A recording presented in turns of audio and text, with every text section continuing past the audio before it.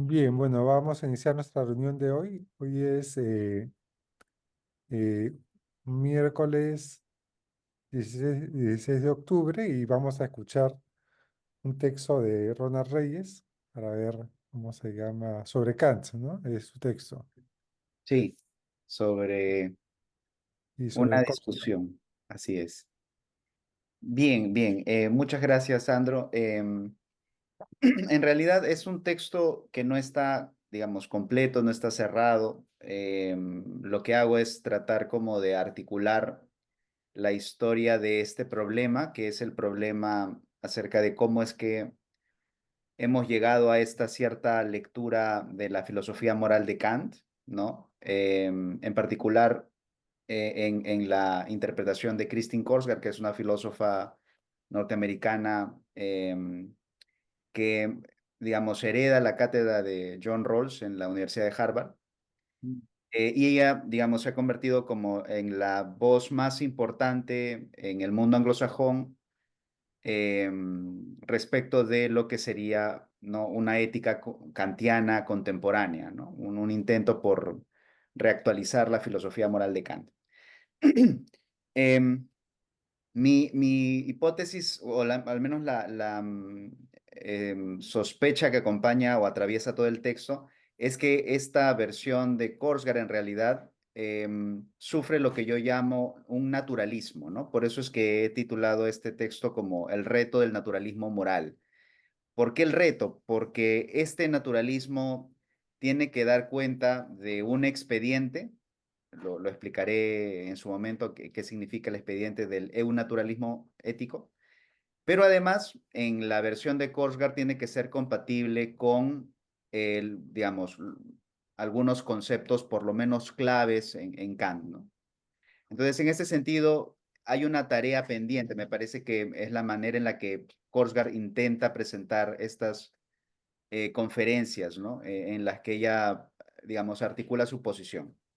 Bueno, para no adelantarme mucho, en la primera parte del texto lo que hago es una especie de reconstrucción histórica, pero mi interés principal en estas primeras páginas es, digamos, afirmar que la disciplina, o mejor dicho, la tradición del pensamiento ético no corresponde a una cuestión, ¿no? Me parece que digamos, es interesante poner como muy en claro esto, porque la ética contemporánea normalmente tiene la idea de que la reflexión moral o ética tiene que girar en torno al gran problema de qué es lo bueno o qué es el bien. Entonces, lo que hago al inicio es un poco aclarar que en realidad la tradición filosófica va como formulando diferentes problemas y esta formulación de diferentes problemas tiene que ver con diferentes dimensiones del objeto, ¿no? Entonces, lo que digo en la primera parte es, por ejemplo, que para el mundo clásico, la naturaleza del problema ético tiene que ver sobre todo con el problema de una correcta educación moral, ¿no? La correcta paideia. En ese sentido, por ejemplo, tanto Platón como Aristóteles aparecen como reformadores, ¿no?, de la paideia, de qué manera se debe llevar al individuo desde su posición como ineducada hasta su perfección, su perfeccionamiento, ¿no? Entonces, por eso es que toda la ética clásica es una ética centrada en las virtudes. ¿Cuál es la naturaleza de las virtudes? ¿De qué manera el hombre se hace virtuoso? Pero en Kant el problema es diferente y me parece que hay, hay por lo menos una cosa importante, ¿no? Porque el contexto de Kant, digamos, el reto con el que debe hacer frente la filosofía moral en la época moderna es el reto del escepticismo, ¿no? Como es un mundo diferente que ha atravesado los fenómenos de la revolución científica, pero además está, digamos, la incipiente economía capitalista, ¿no? Que lo que hace es acercar diferentes realidades sociales, ¿no? Diferentes maneras de vivir. Todo eso crea este clima de escepticismo y entonces los filósofos morales modernos tienen que cargar con la tarea de ofrecer una fundamentación, ¿no? Entonces, Kant está dentro de este contexto y la formulación que Kant hace del problema es, o digamos, queda cristalizada en la pregunta, ¿qué debo hacer? ¿No? ¿Qué debo hacer? Lo que está buscando Kant es cuáles son las bases objetivas, ¿no? del juicio moral. Y entonces, su problema, y esto no lo pongo acá con mucha claridad, habría que agregarlo, tiene que ver con, en particular, la posición de Kant es con desarrollar una metafísica, ¿no? Un punto de vista, eh, digámoslo así, inatacable, desde donde defender la necesidad y la universalidad de las determinaciones morales, ¿no? Entonces, es una cosa muy diferente del asunto que atraviesa no solamente el mundo antiguo, sino también buena parte del medieval, ¿no? Como sea, esta historia sigue andando. em, y lo que hago es un poco reconstruir que en el mundo contemporáneo nuestro, que atraviesa las experiencias de las guerras mundiales, digamos, hay una necesidad de ofrecer nuevamente un basamento para determinaciones éticas. Y entonces aparecen como dos versiones, ¿no? Una que tiene que ver con Kant, ¿no? Aparece en el mundo anglosajón, por ejemplo, Hare, Kurt Bayer. También aparece Sartre. Sartre también se le suele identificar en este contexto como alguien que retoma ciertas ideas, ¿no? No precisamente kantianas, pero sí en relación con una libertad trascendental, ¿no? Pero en particular en los años 80, Rawls y Habermas son quienes vuelven a articular esta posición neocantiana, ¿no?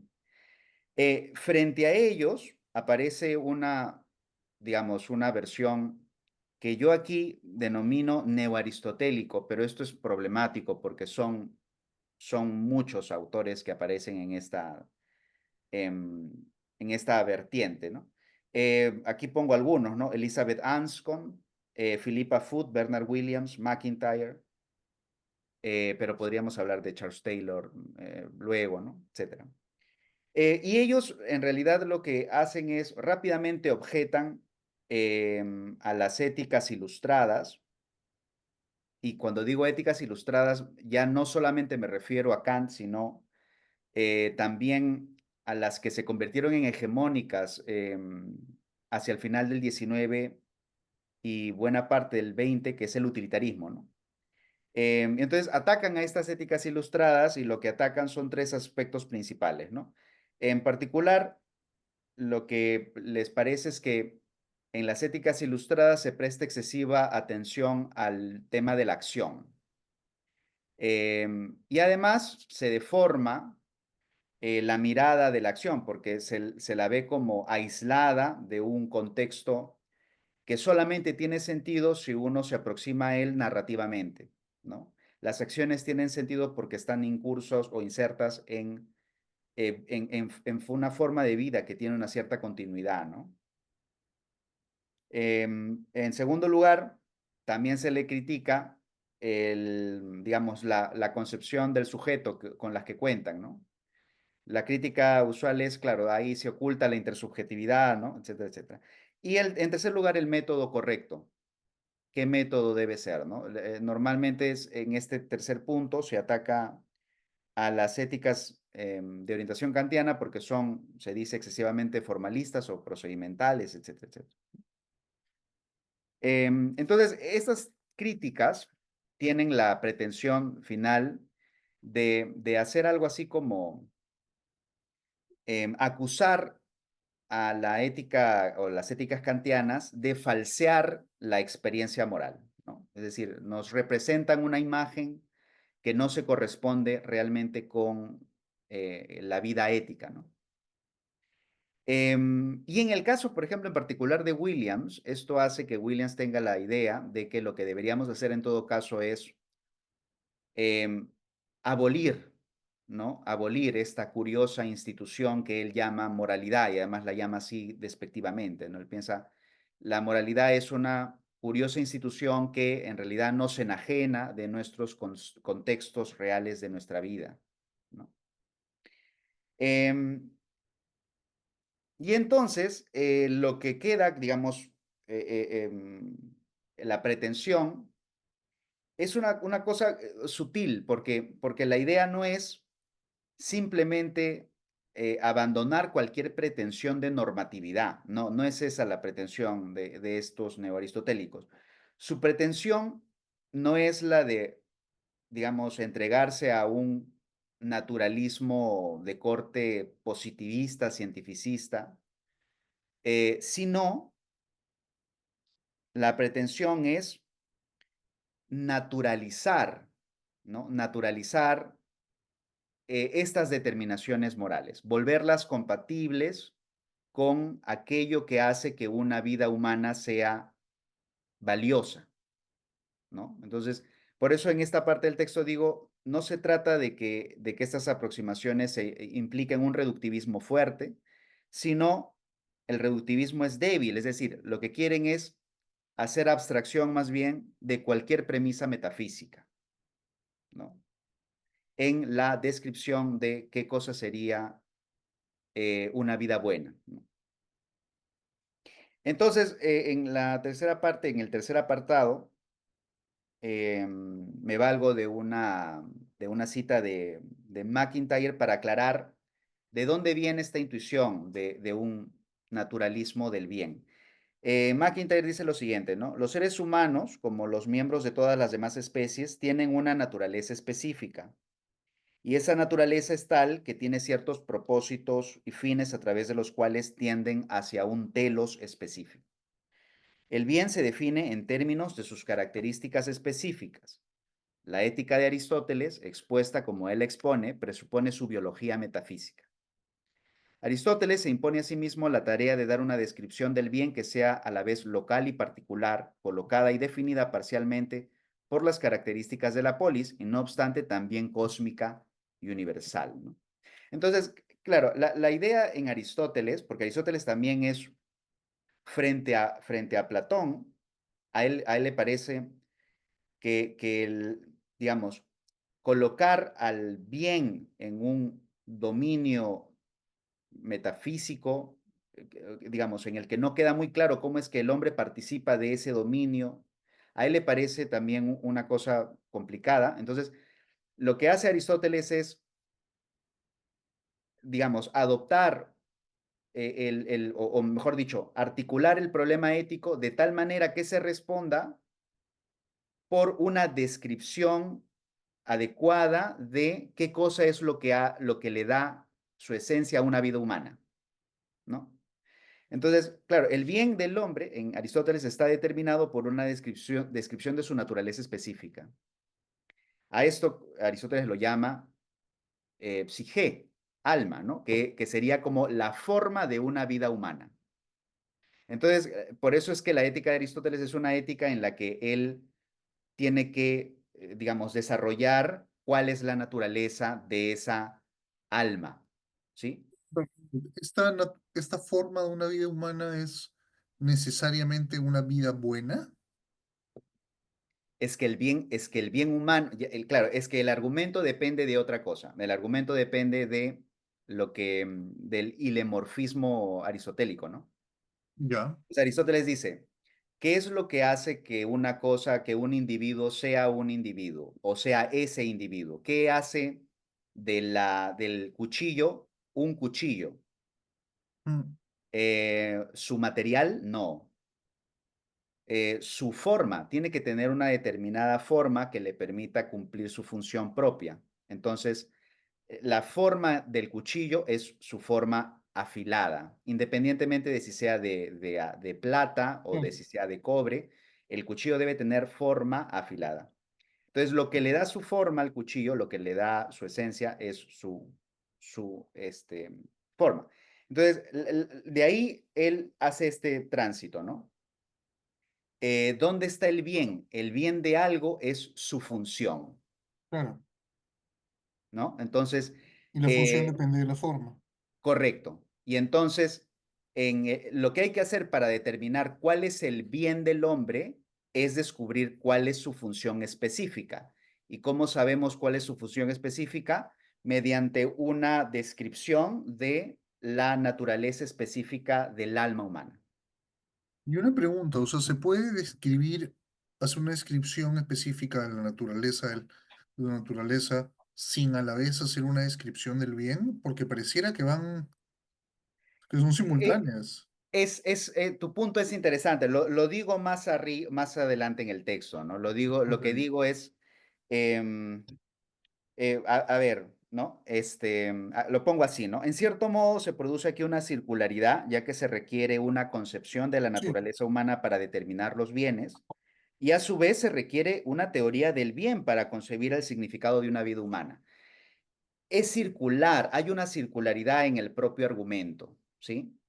Em, de todas maneras, me parece que la posición de Aristóteles es menos atacable porque él considera que hay una parte de su argumento que depende de una premisa metafísica, a saber, que es posible, que nos es posible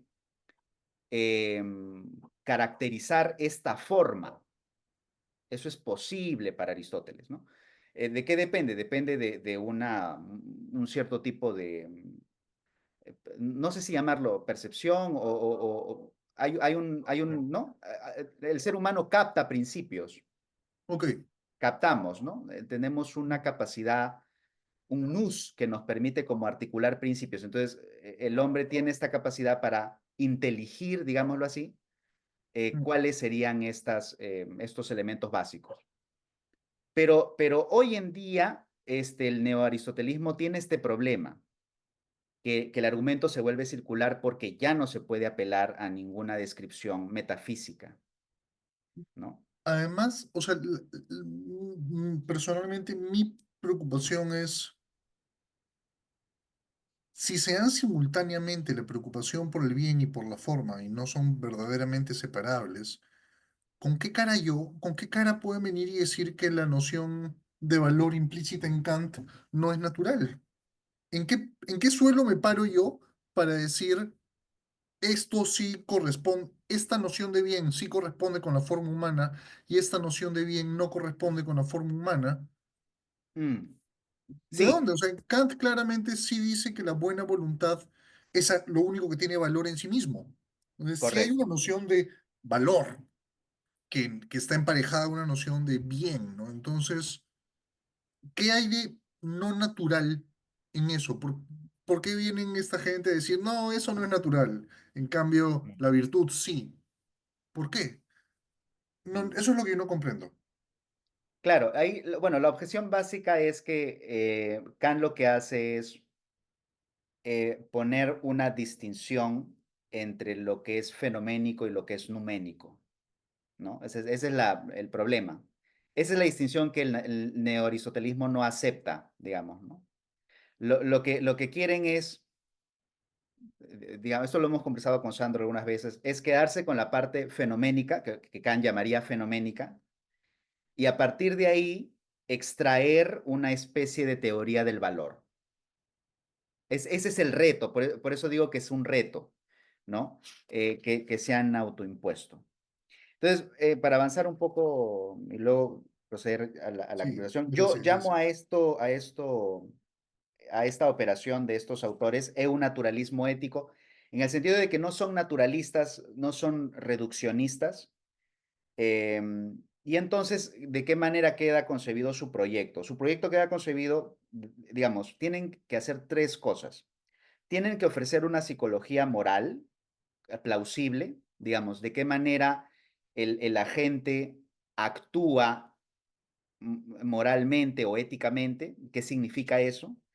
Tienen que ofrecer una referencia a los bienes relativos, porque como el interés es articular cómo sería una vida humana buena, entonces necesitamos hablar de bienes relativos, ¿no? ¿Qué es lo que tiene valor para una vida humana contextualizada, ¿no? Localizada. Y además deben considerar la experiencia de la limitación, fragilidad, falibilidad del bien humano, ¿no? De qué manera, por ejemplo, no siempre podemos llevar adelante aquello que nos parece correcto, ¿no? Ese tipo de cosas. Ahí habría que agregar también el tema del conflicto trágico. Bueno, entonces este sería como el programa. Mi punto es que el neonaturalismo no es tanto como una solución al problema, sino más bien es como la formulación del problema. La idea es, si uno quiere hacer ética, uno tiene que hacerlo de esta manera. Este es el problema de la ética hoy. Y si tú te vas por otro lado, en realidad no estás haciendo ética, estás haciendo otra cosa, ¿no? Entonces, por eso yo digo que se trata de un concepto. Es la manera en la que se formula un problema, ¿no? En la cuarta parte, digamos, introduzco algunas consideraciones, sobre todo de la bibliografía que hoy consideramos como de orientación kantiana, ¿no? Ahí pongo, por ejemplo, a Tugendhat, a Rawls, ¿no? Mi punto aquí es como dejar en evidencia que esta presión del naturalismo ha tenido efectos en la literatura, digamos, de estos eh, autores neocantianos, ¿no? Entonces, lo que es interesante es que todos ellos como que se han desplazado rápidamente hacia esto es el principio de comunicación, ¿no? Por ejemplo, ¿no? Rawls dice, em, ¿qué es el constructivismo kantiano? Sería un procedimiento de construcción el cual responde a ciertos requisitos razonables y dentro de este procedimiento las personas caracterizadas como agentes racionales de la construcción especifican a través de sus acuerdos, y la expresión que utiliza en inglés es agreements, los primeros principios de la justicia, ¿no? Entonces sí, es asentimiento, ¿no? La literatura neocantiana está cargada con convertir el imperativo categórico en un ejercicio de la expresión del consentimiento, ¿sí? Es lo mismo que pasa con Habermas, ¿no? Cuando él habla de una aquiescencia fundamentada, ¿no? Y Scanlon habla también de un test de universalización en donde a esos principios a los que se llega, nadie podría rechazarlos razonablemente, ¿no? Entonces siempre estamos hablando de consentimiento, asentimiento. Y entonces mi interés es mostrar que hay un desplazamiento hacia una psicología moral. En donde se ve con claridad es en Tugendhat, porque Tugendhat retiene lo que él llama el contenido de la moralidad kantiana. Él dice, claro, la idea de Kant de que las personas tienen un valor, una dignidad como fines en sí mismas, eso es el parte del contenido, y que las normas en consecuencia solamente pueden valer si, digamos, las sometemos a un test de universalización. Eso del contenido es correcto, nos quedamos con eso, pero, dice Tugendhat, necesitamos un paso adicional que tiene que ver con los motivos, ¿no? Entonces dice, por plausible que sea esta concepción como concepción del bien, ¿por qué debemos entendernos de este modo? Aquí no se trata ya de la pregunta acerca de si los juicios morales, como resultan de la interpretación kantiana, están mejor fundamentados que otros, sino de la cuestión acerca de si uno quiere considerarse como miembro, en primer lugar, de una comunidad moral que está determinada por esta concepción del bien. Dicha pregunta se refiere únicamente a si tenemos buenos motivos para ello.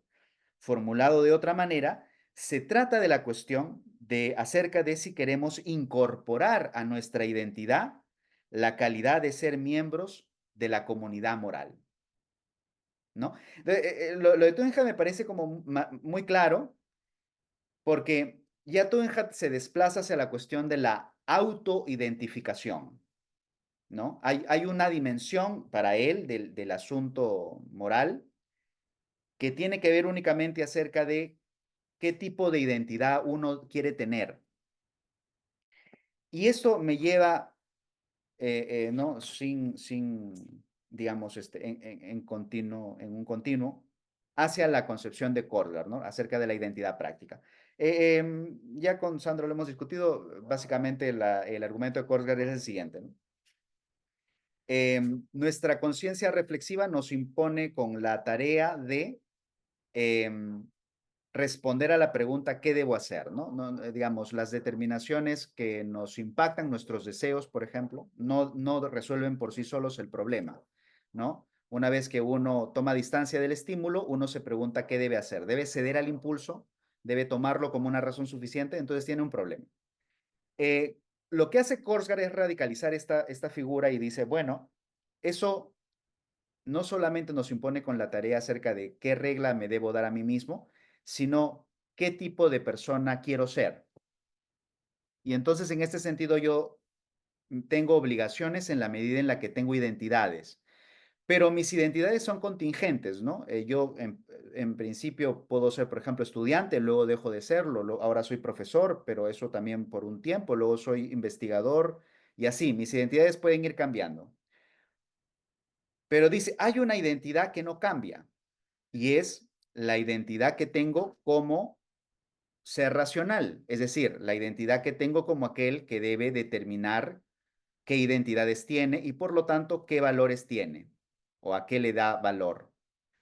En este sentido, la identidad como ser racional es irrenunciable, por lo tanto, yo no puedo valorar nada si es que no valoro mi humanidad. ¿No? Entonces, para Korsgaard, la idea es que el imperativo categórico funciona. ¿Por qué? Porque no me puedo desligar de mi autoimagen como ser humano y por lo tanto tengo que asumirme como ser humano. Y en ese sentido, las determinaciones morales me son vinculantes. ¿Sí? Ese es el argumento de Korsgaard. Entonces, lo que hace Korsgaard es, ¿no?, psicologizar en realidad el imperativo categórico. Porque lo que hace es hacer depender las determinaciones morales de una operación psicológica, mi autovinculación con una cierta identidad, ¿no? Entonces, por eso digo que aquí la moral se ha naturalizado, ¿no? Ya. Entonces, hasta ahí es mi descripción un poco de qué significa este naturalismo de la moral. Y lo que queda del texto es un poco una manera, que en realidad no está completa, no está finalizada, ¿no? Sobre cómo podríamos como desentrampar este asunto. Y mi punto es que, para empezar, habría que cuidarse de mirar anacrónicamente a Kant, ¿no? Es decir, parte de empezar con esta descripción de qué significa el eunaturalismo es como poner en evidencia que ese es un problema nuestro, ¿no? No es un tema en Kant. Entonces, haríamos mal en cargar a Kant con intereses que son nuestros, contemporáneos. En segundo lugar, mi impresión es que el eunaturalismo lo que pretende es como sustraer esta dimensión que es el punto de vista moral, sustraerlo, ¿no? O bien introducirlo dentro de lo que llamamos el dominio de la ética, o bien abolirlo, ¿ya? Y entonces, ¿de qué manera queda el asunto de Kant? Y aquí lo que yo hago es lanzar una hipótesis con este texto de probable inicio de la historia humana, ¿no? Lo que hace Kant aquí es describir cómo emerge la razón práctica en el ser humano, ¿no? Lo que él dice es, claro, al inicio, ¿no? Hay un instinto natural que nos empareja con las demás criaturas. Pronto, dice Kant, la razón, con ayuda de la imaginación, nos presenta bienes, ¿no?, que son de distinto género. Y algunos fortalecen esa naturaleza, pero en otros casos la perjudica, ¿no? Y entonces aparecen los vicios. Los vicios son para Kant un producto del uso natural de la razón, ¿no? Pero, dice, esto lo que hace es descubrirnos una facultad especial, la de escoger libremente un modo de vida, ¿no? Y entonces, en ese sentido, el hombre toma conciencia de su posición en el reino natural. Es él mismo, en igualdad con todos los seres racionales, el fin de la naturaleza. Y aquí hay un pasaje que voy a leer, que es de este texto, porque me parece que aquí está muy bien cifrada la intención de Kant, cuál es el papel que ocupa la moralidad, ¿no? Dice, en esta exposición de la primitiva historia humana, se hace patente que la salida del hombre del paraíso, porque esta es una como reinterpretación del Génesis, ¿no? La salida del hombre del paraíso, presentado por la razón como la primera morada de la especie, no consistió sino en el tránsito de la rudeza propia de una simple criatura animal a la humanidad, de las andaderas del instinto a la guía de la razón, en una palabra, de la tutela de la naturaleza al estado de libertad. Antes de que se despertara la razón, no existía ningún mandato ni prohibición y por consiguiente tampoco transgresión alguna. Mas tan pronto como emprendió su tarea y se mezcló, débil cual es, con la animalidad y las fuerzas de esta tuvieron que originarse, y las fuerzas de esta, perdón, tuvieron que originarse males, y lo que es peor, junto a una razón cultivada surgieron vicios que eran totalmente ajenos al estado de ignorancia y por lo tanto a la inocencia.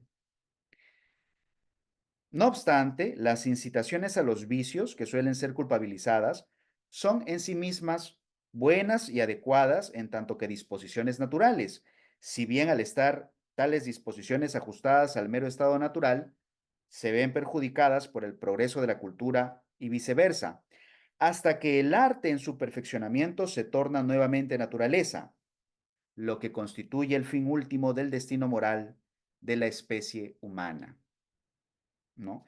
Entonces, aquí lo que me parece interesante es que el Kant que aparece aquí es uno que toma a la razón como en una salida emergente, ¿no?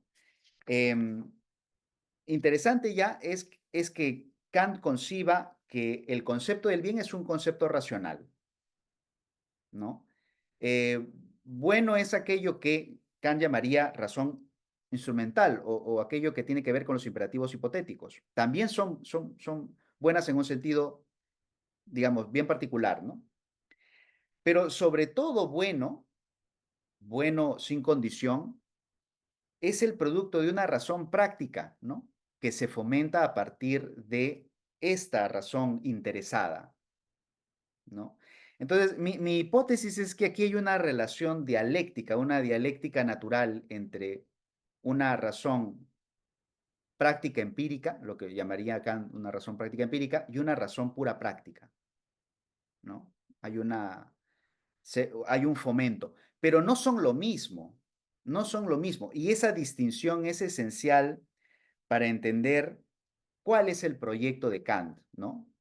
Entonces, ya hacia el final del texto, lo que hago es decir que mi hipótesis aquí, al menos preliminarmente, es que Kant lo que quiere es desarrollar una psicología práctica fundamental, ¿no? Que no es lo mismo que la psicología racional que él critica en la primera crítica, sino que esta psicología lo que tendría que hacer es ofrecer como, ¿no?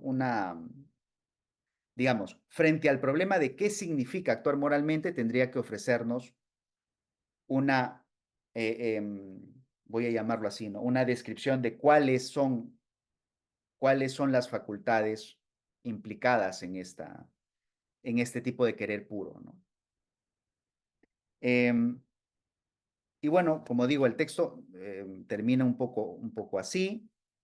Básicamente lo que hago es diferenciar estos niveles y finalmente cualquier intento de ofrecer una psicología natural para hablar de determinaciones morales está condenado al fracaso porque Kant no pone ahí ese proyecto, ¿no? Su proyecto es desarrollar una metafísica de las costumbres, ¿no? Pero bueno, eso es un poco lo que quería como proponer en este texto, un poco preliminarmente. Son algunas ideas, intuiciones que he tenido, pero básicamente el interés es poder mostrar que Korsgaard tiene un objetivo que no es el de Kant, ¿no? Entonces, su filosofía moral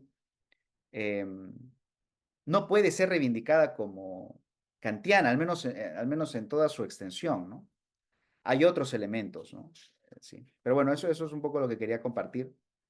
Y bueno, ahora sí quedo atento a sus comentarios y preguntas. Y críticas también. Muchas gracias. Yo quisiera, a mí me gustó el texto, me ha gustado más tu explicación del texto que el texto mismo. La verdad, cuando, o sea, cuando lo leí por primera vez, para ser totalmente sincero, hubieron una serie de cosas que no terminé de comprender, como el concepto de en qué sentido la postura neoaristotélica es naturalista. Claro, tiene Ujú. que ver con que hay una naturaleza humana, pero no entiendo Claro, por qué la kantiana no. O sea, ¿acaso el ser racional no es una naturaleza humana? ¿No es parte de la naturaleza humana? No me termina de quedar claro. O sea, si ser aristotélico, si ser naturalista significa que nuestra noción de bien tiene que ver con nuestra naturaleza, ¿quién dice lo contrario, no?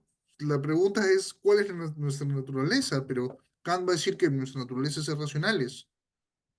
Y un egoísta podría decir que nuestra naturaleza es ser egoísta. ¿Y cuál es el...? No sé, ahora que ya me lo has explicado, me queda más claro, pero cuando lo leí no me quedó tan claro. sí, sí. Y, pero ahora me queda mucho más claro y sí me Bueno, quedó muy claro. también es, o sea, para un poco ir al punto y de pronto ir conversando, ¿no? En Kant, naturaleza es una cosa, es un concepto bien específico en Kant. Naturaleza para Kant es el conjunto de las relaciones dinámicas entre los fenómenos. Entiendo. Entonces, la razón en Kant no es que sea antinatural, no, porque no es contraria a la naturaleza, pero la razón en Kant no es parte del fenómeno. Entiendo, pero Entonces, en ese sentido, claro, cuando Kant pone a la razón, digamos, cuando pone a la moral vinculada con la razón, lo que está diciendo es que la naturaleza de las determinaciones morales nos viene del númeno, de que hay una dimensión numénica, ujú. ¿no? Digamos, que es inherente, ¿no? Pero Claro, eso no es... Ya, como pero igual, para precisar un poco más, ¿no? La idea, digamos, para Kant, digamos, naturaleza, digamos, Kant dice más o menos algo así, digamos, ¿no? Toda la realidad no se agota en la naturaleza. Es la diferencia entre Kant y Aristóteles, o Kant y cómo se llama, y los clásicos griegos, ¿no? Que agotan toda la realidad en el terreno de la naturaleza. Lo que dice Kant es, ¿cómo se llama? Hay una dimensión de la realidad que corresponde a la naturaleza y otra que no. Aquella que corresponde a la naturaleza es aquella que está regida por las leyes de la causalidad. Pero la razón, que es capaz de, ¿cómo se llama?, de sustraerse a esas leyes y de pensar todo lo que quiera, y la libertad o la voluntad libre o la libertad se sustraen de las leyes de la causalidad. Por lo tanto, yo no puedo ubicar esa voluntad libre y la razón dentro del terreno de la naturaleza. Tengo que ubicarla fuera, fuera, en el terreno metafísico que él llama númeno. Por eso Kant insiste muchas veces que en nosotros está, por un lado, el fenómeno y de otro lado está el númeno.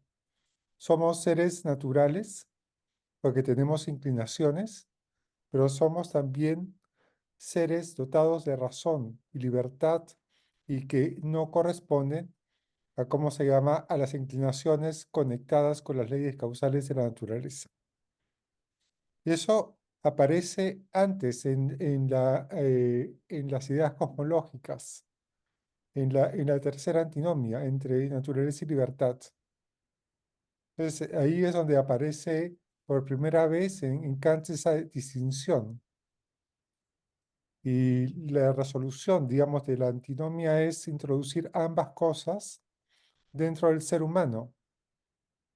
Y es por eso, como se llama, que en el ser humano está el condicionamiento,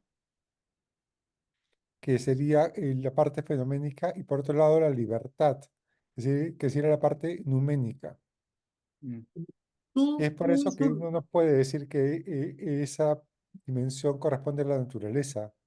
entiendo todo eso dentro de Kant, o sea, todo lo que me has dicho Sí. lo comprendo, pero la cuestión es, la palabra naturalismo, en este caso, ¿es de Kant o es de estas personas que están criticando a Kant?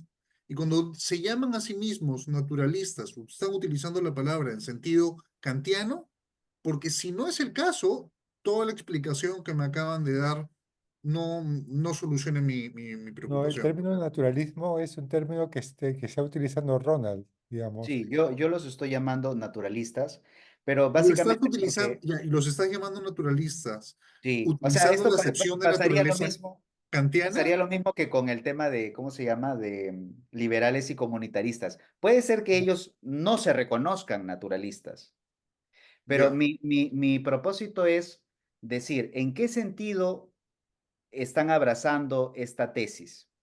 En el sentido en el que reconocen que el proyecto de la ética es ofrecer una descripción del bien humano que depende de una descripción de la naturaleza humana. ¿Cómo lo vamos a hacer ahora? Ya, Digamos, pero Ya, insisto, Ronald, o sea, pero fíjate, eso, la idea es más o menos esta, ¿no? Es cómo se llama.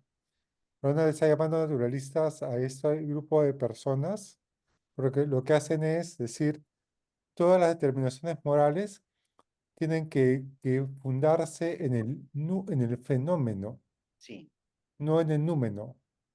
Hay que dejar fuera, hay que abandonar la idea de la distinción entre fenómeno y númeno que hace Kant y colocar sí, todo dentro del fenómeno. Y a esa jugada es a lo que Ronald está llamando naturalismo. sí, sí, No, eso no se es, trata de cómo se llama de una concepción de la ética fundada en una concepción de la naturaleza humana. Se trata de una concepción de la ética fundada en o anclada en una concepción del fenómeno. ya, mira, eso que me has dicho me parece genial y soluciona la pregunta, pero eso no está claro en el texto. Porque puede ser. porque cuando Ronald presenta esta noción de naturaleza, la presenta desde Aristóteles, pero Aristóteles no utiliza la palabra naturaleza en el sentido que tú lo estás usando, que es un sentido eminentemente kantiano. Y es ahí donde a mí me nace la confusión. O sea, si me dices, Es que el proyecto tiene que ver con Aristóteles porque en la mayoría de casos se reivindican aristotélicos, pero ahí no hay problema en ese sentido, ¿no? Porque Aristóteles piensa que la razón es natural. pero Claro, natural ¿Sí? en el mismo sentido que Kant. no, claro, fíjate, lo que pasa aquí hay una cosa que para mí puede aclarar un poco el asunto, ¿no? Es en el mismo sentido que Kant. Lo que pasa es que Aristóteles entiende la naturaleza desde una perspectiva como una naturaleza teleológica, orientada hacia, digamos, hacia fines. Cambio, Kant, como buen hijo de la modernidad, entiende la naturaleza como mecánica. Ujú, Y lo que está detrás, digamos, ambos, digamos, pueden, digamos, imaginarse una idea de naturaleza, pero la describen de formas diferentes. Entonces, lo que me parece que está detrás de la intuición de Ronald es que hay un problema, inclusive hoy en día, ¿cómo se llama? Al tratar de reactualizar a Aristóteles sí. en un mundo en el que la naturaleza que tenemos ahora, la concepción de naturaleza, ya no es teleológica, sino Ujú, que es mecánica. Sí, todo eso yo lo comprendo. No estoy, o sea, te juro que comprendo qué significa naturaleza para Kant y comprendo el proyecto de Ronald, especialmente ahora que viene después de la explicación.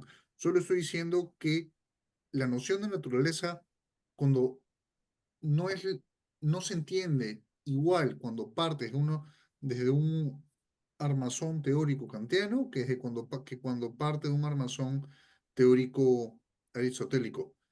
Ujú. Señalar que la naturaleza es la forma no me dice absolutamente nada sobre el número. Y en lo que él presenta en el texto es que son naturalistas en tanto están partiendo de la forma humana. Ujú, Para Kant ujú. está clarísimo que eso excluye el númeno y que tiene más que ver con lo fenoménico, pero Aristóteles no parte de esa diferenciación. Entonces, Claro, si sí, sí. comienzas el texto diciendo, ellos son Pero, aristotélicos, me das una explicación aristotélica, a mí no me queda claro en qué sentido Kant no lo es. Ahora que me lo claro, explican, o sea, tendría que agregar esta explicación de eso es todo Kant lo que digo. para que se note más el contraste, ¿no? En qué se Eso es, diferencia y por o qué no sea, es a mí me kantiano. parece, Pero, sí, a mí pero, me pero parece que también es, pero también es, a ver, también quería decir esto, ¿no? Claro, ¿por qué lo describo así? Porque yo creo que esta presión no solamente impacta a las lecturas kantianas, ya, impacta a todas. Digamos, cualquier pretensión en ética hoy se ve en la necesidad de enfrentarse a lo que aquí yo he llamado el expediente del eu-naturalismo, ¿no? ¿Y sí. eso qué significa? Significa que tú no puedes hacer ética si es que no haces una teoría del bien, si es que ese no es tu problema. Entonces, claro, ya a ese nivel es menos importante hacer la distinción con Kant, porque lo que quiero decir es, esta es una presión que en realidad reconfigura, ¿no? El número de, a ver, para hablarlo, El debate de el la ética debate, contemporánea. sí, sí, sí. Es decir, para decirlo en lenguaje ajedrecístico, ¿no? El tipo de jugadas que puedes hacer se condicionan por las reglas, ¿no? Entonces, el neonaturalismo lo que hace es ponerte las reglas, ¿no? Te dice, esta es una jugada válida, esta no. Y en ese sentido, eh, Korsgaard, pero no solo ella, por eso he puesto ahí a Tugendhat, a Rawls, a Habermas, están jugando con las reglas del neonaturalismo.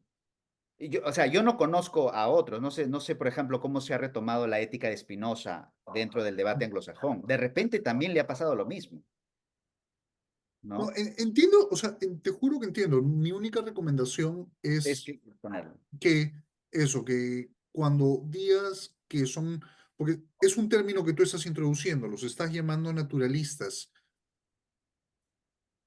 y estás apelando, me parece que en el fondo la noción de naturaleza que tienes en mente es la kantiana, pero lo estás intentando explicar en función a Aristóteles por el hecho que son neoaristotélicos. Yo incluiría primero el párrafo de ¿a qué te refieres con naturalista en función a naturaleza, a la noción de naturaleza kantiana? Y después empatar eso con lo aristotélico de su propuesta.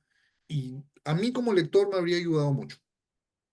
Es todo lo que digo, porque fuera de eso, yo estoy 100%. Y también te diría que añadas o sea, me parece a mí, comenzaste tu exposición diciendo que no hay que afirmar que hay un único problema sobre la ética, Sí, lo cual, a mi parecer, quizás me equivoco, pero estás diciendo que eres un pluralista respecto al valor. O sea, no hay una única cosa que vale la pena de la cual se desprende el valor de todo lo demás, sino que hay más de una cosa que es valiosa.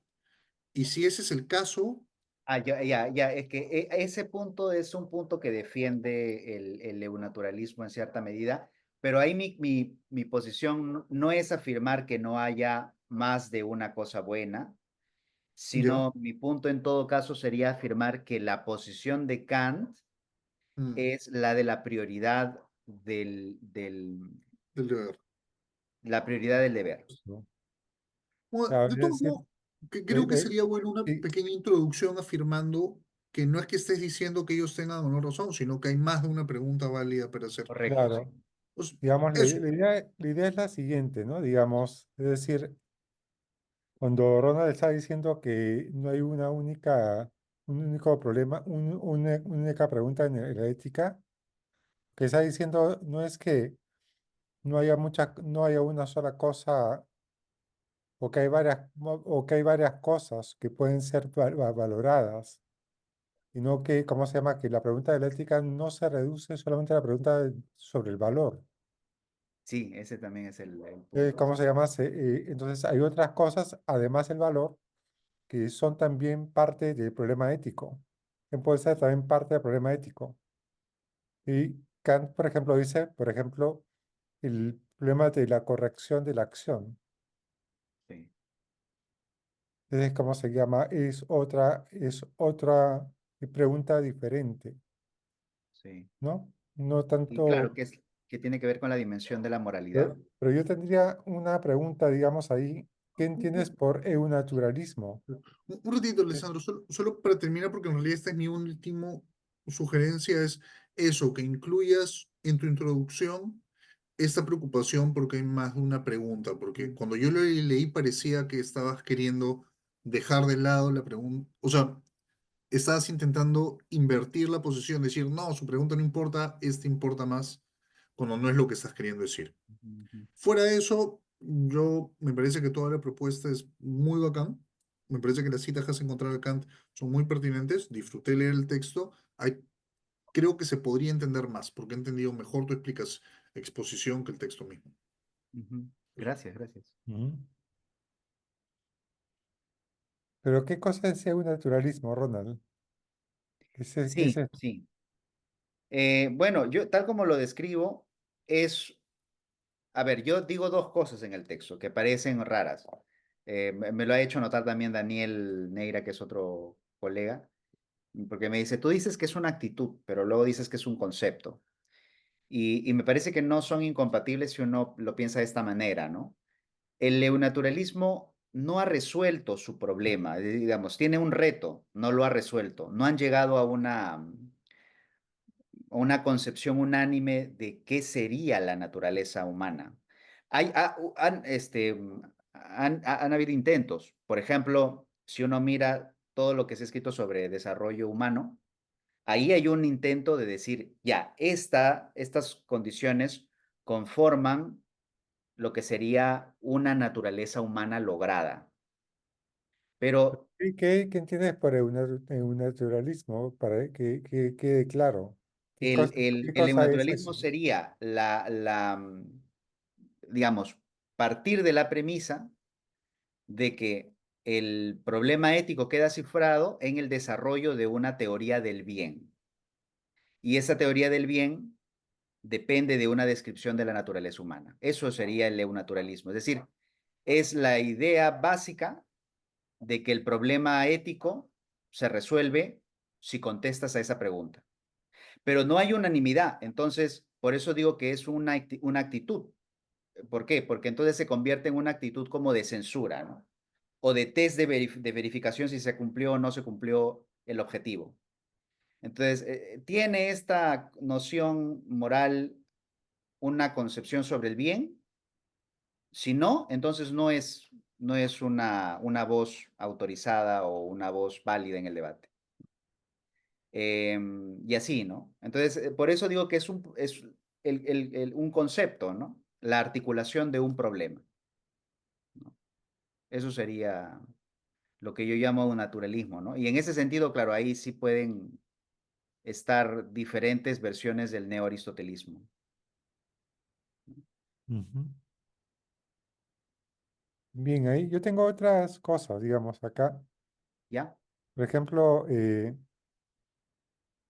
Ángel, ¿qué tal?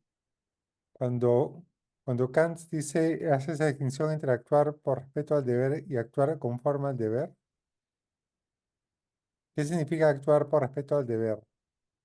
Eh, Uno podría decir que se trata de querer ser un tipo de persona. Y si fuese así, digamos, nos estaríamos tratando de pensar, Kant nos estaría tratando de pensar un poco en condiciones del tipo de persona que uno puede querer ser, en el sentido ¿cómo se llama? Identificarse de esta manera, como lo hace Kierkegaard. Mm, claro, yo creo ¿Cómo lees que eso? yo creo que ahí Korsgaard está como, claro, Korsgaard tiene una concepción de la persona en ese sentido, ¿no? Pero así como hemos conversado, ¿no? La concepción de la persona en la que piensa Korsgaard es la unidad psicofísica. Hola, Alan. Yo creo que Kant no está pensando en eso.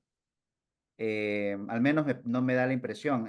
Cuando Kant habla, en principio hay una cosa que es interesante de notar, ¿no? Porque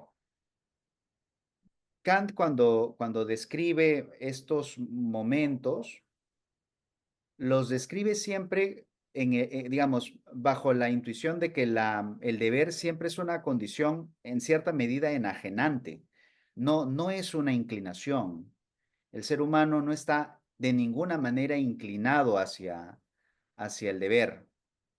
Em, Cuando uno habla de autoidentificarse, y me parece que esa es la pretensión final de Korsgaard de por qué es que es comprensible que una persona actúe moralmente, la idea es esta, ¿no? ¿Por qué es comprensible que el sujeto se adecue a la ley moral? Porque lo que quiere es desarrollar su carácter o porque lo que quiere es desarrollar su dignidad como persona, etcétera, etcétera, ¿no? Es como si el sujeto estuviera pensando en autoconstituirse y ese fuera como el objetivo y en función de eso o en paralelo, uno se adecua a la ley moral. Pero Kant no está pensando en esos términos, ¿no? La ley aparece siempre de esa manera, ¿no? Es un imperativo y el respeto es un sentimiento de vengado, ¿no? Es decir, eso lo dice Kant. La determinación moral tiene que ser siempre la ley. El respeto es solamente la conciencia que yo tengo, y así lo es literalmente, la conciencia que yo tengo de que estoy sometido a la ley, ¿no? Pero no hay, digamos, no hay ni inclinación a la ley moral, ni una búsqueda de actuar por la ley moral, no. La ley moral siempre tiene ese carácter enajenante. Y la única manera en la que el asunto queda reconciliado de alguna manera es cuando Kant habla de autolegislación.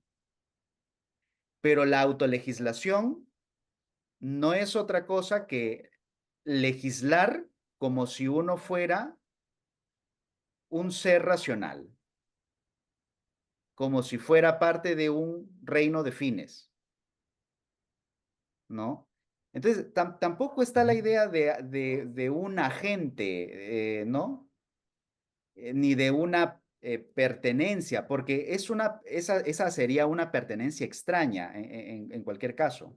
Sería una pertenencia formal, ¿no? Sin vínculos, ¿no?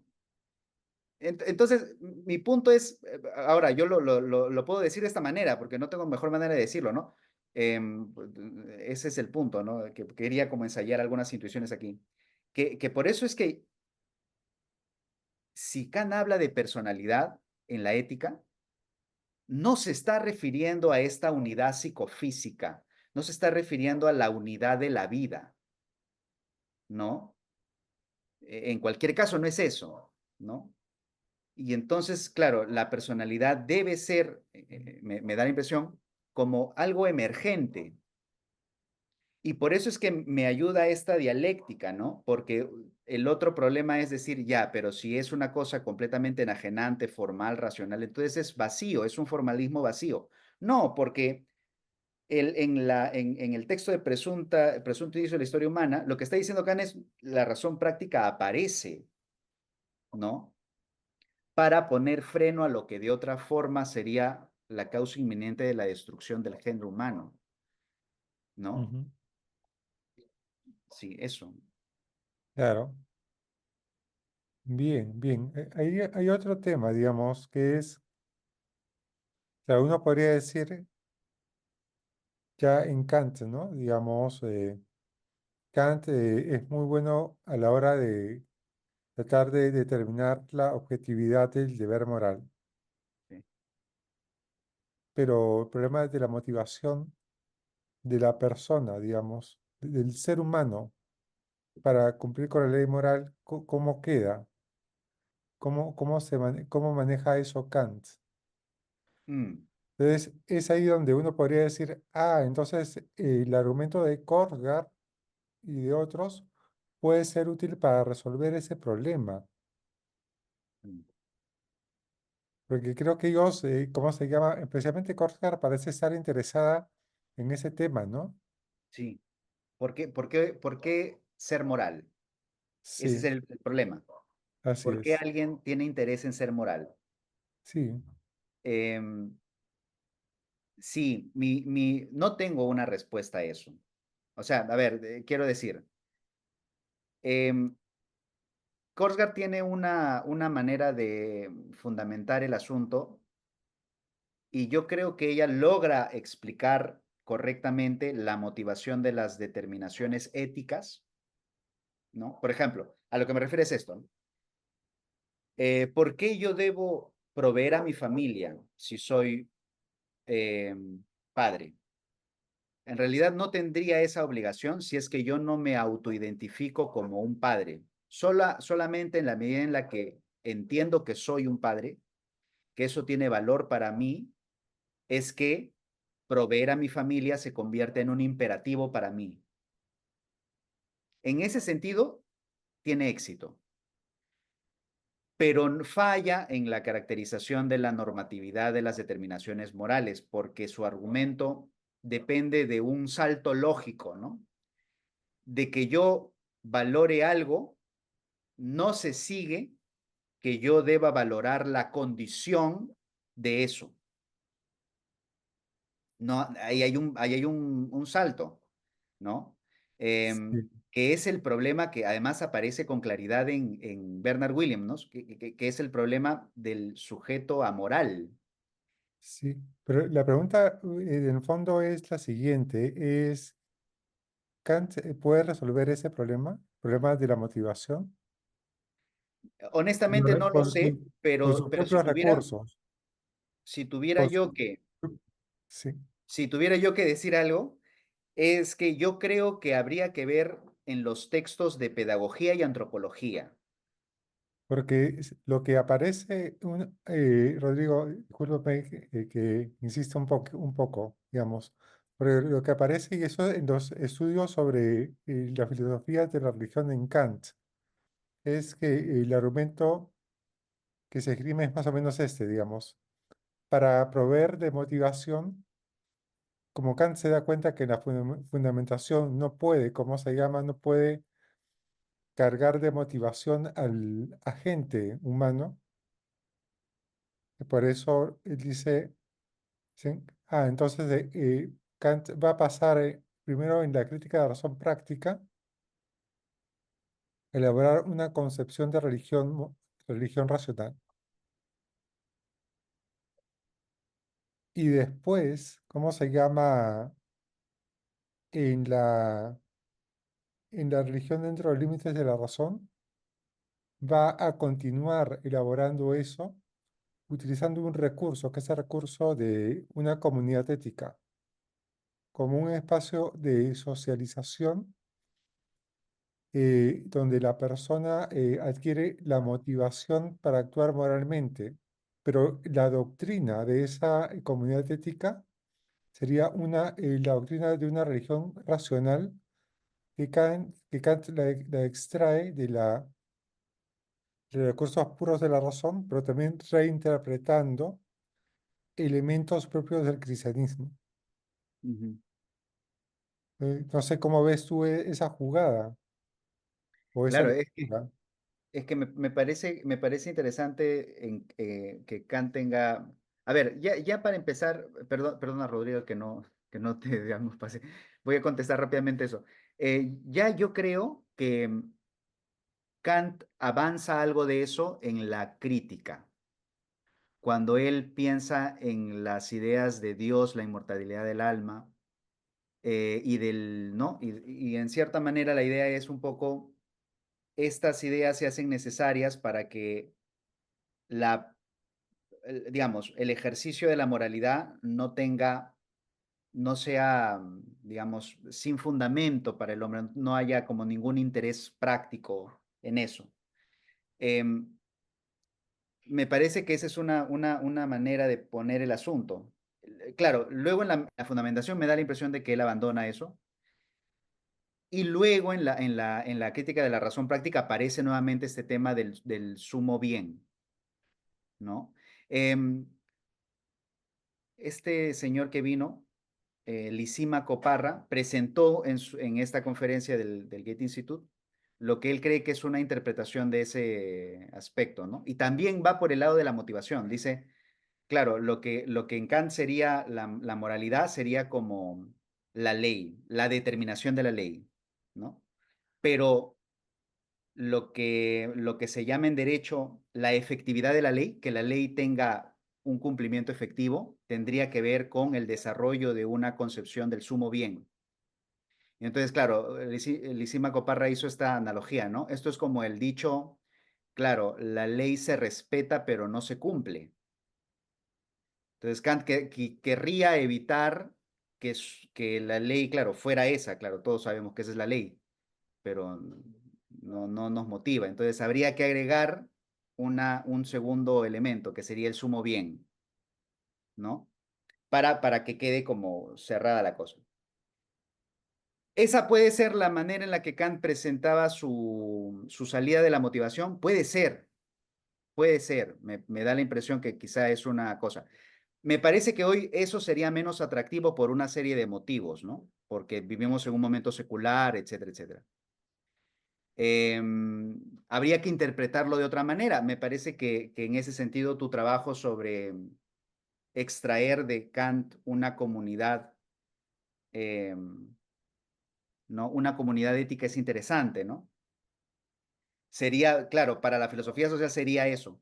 Pero en cualquier caso, me da la impresión de que no hay algo así como una psicología natural en Kant. Al menos no en ese nivel, ¿ah? De repente sí en la antropología, de repente sí en la pedagogía, pero no sería el argumento de ¿no? Korsgaard, Pero por el ejemplo. lugar donde hay que buscar es en el texto de la religión. Es ahí donde está el tema. Especialmente, digamos, no sé, las lecturas, por ejemplo, de Rovira y de otros más, apuntan en esa dirección, Sobre la y motivación, dices. sobre la motivación. Y ahí, por ejemplo, esa doctrina de esa comunidad ética incluiría, por ejemplo, concepciones de la gracia, del pecado, un conjunto de elementos adicionales. Mm, Entonces, por eso cuando a Kant lo critican, digamos, lo censuran, diciéndole que él está, ¿cómo se llama? Eh, Falseando el cristianismo. La respuesta que le da Kant al censurador es la siguiente. Yo en ningún momento estoy hablando del cristianismo.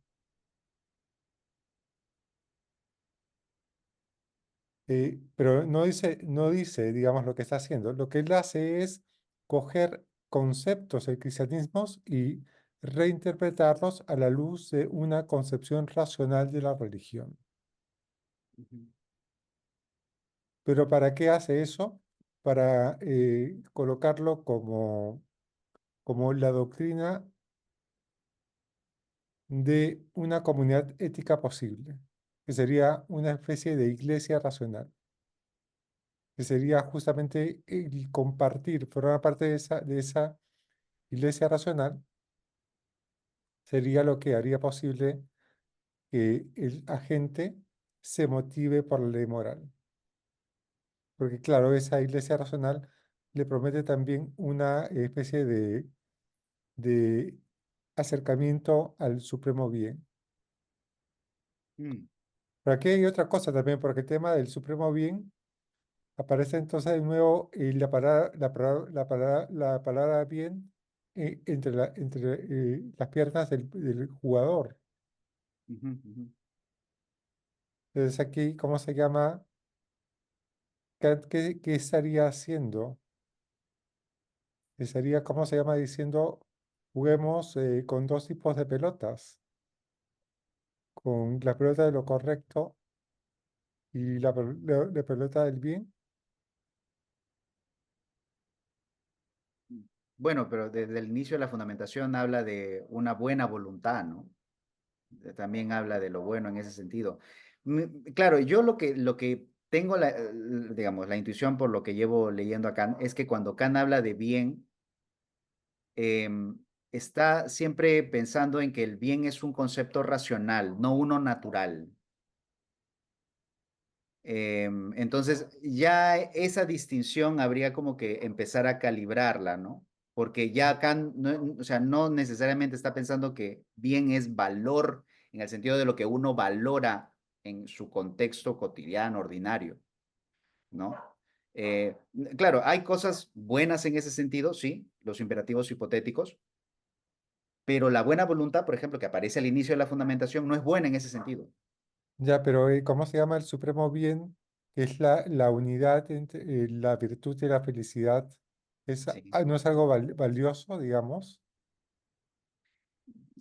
Pero sería un valor extraño, ¿no? O sea, aún más extraño que, que solamente la buena voluntad, que sería la virtud.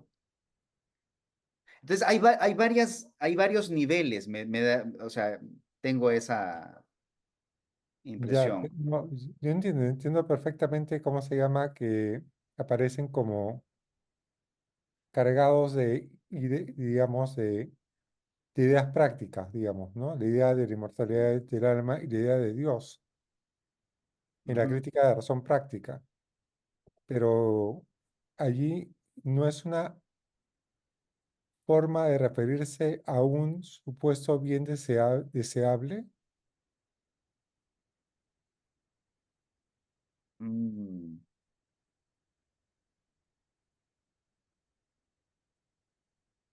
bueno, no lo sé, creo que no. Porque parece que lo que haces es tirar la pelota rápidamente de la cancha, Mm, sin, ¿cómo se llama? Sin pensar, sin examinarlo bien el tema. El mismo Lisímaco Coparra, digamos, lo coloca, ¿no? sí, claro, sí, sí, sí, sí. No tiene algún tipo de Claro. sentido pensarlo así. Y lo que Kant está tratando de hacer es decir más o menos, necesitamos una concepción del bien para la motivación, si no, no hay forma de motivarnos. mm, claro, ahí mi punto sería lo siguiente, ¿no? Si es que Kant tiene una concepción del bien que puede ser defendida de esta manera, no es una concepción natural del bien, ¿no? Y en ese sentido, sigue siendo digamos, seguimos estando como en dos niveles, ¿no? O Sería el bien es un una EU cosa natural emergente de cierta naturaleza humana que se cifra en esa dimensión, o el bien requiere de una metafísica. sería un EU no naturalista. Sí, sí, sí. Si lo quieres poner en ese sentido, ¿no? Yo no he avanzado tanto hasta ahí, porque yo, claro, no conozco a profundidad los otros textos de Kant, ¿no? No podría decir si es que eso es una teoría del bien, pero si podríamos pensarlo de esa manera, o admitir esa posibilidad de que se puede desarrollar una teoría del bien de Kant, sería un bien no natural, no natural, que apela a esta dimensión numénica, pues, ¿no? Entonces, claro, ¿eso qué es? Por lo menos no es la inclinación hacia una concepción sustantiva en el sentido de, claro, ¿qué significa valorar la familia y por lo tanto ser un padre? Significa que yo entiendo, digamos, en general cuáles son esas obligaciones morales, ¿no? entiendo por qué es que estoy inclinado a eso, entiendo por qué la vida tendría valor de esa manera, ¿no? Pero orientarse por el bien supremo, ¿eso qué es? ¿No? O sea, que eso es un poco extraño. Y entonces, claro, o sea, yo lo entiendo desde Kant porque Kant podría decir algo así como, bueno, pero es que uno tiene una facultad superior del querer, ¿no? Ya, pero ¿cómo es, sería el argumento de la crítica de razón práctica? ¿Cómo es? Digamos, eh,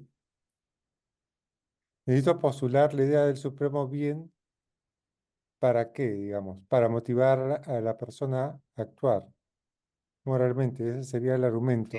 Pero, En ¿qué la tipo de crítica a la motivación, razón práctica sería, qué tipo de motivación sería esa? Porque el supremo no bien no es estoy, algo, no estoy seguro de si funciona, o sea, entiendo que tiene que ver con la ¿cómo, motivación, pero no estoy cómo, seguro cómo termina de pero cerrar ese argumento, ¿no?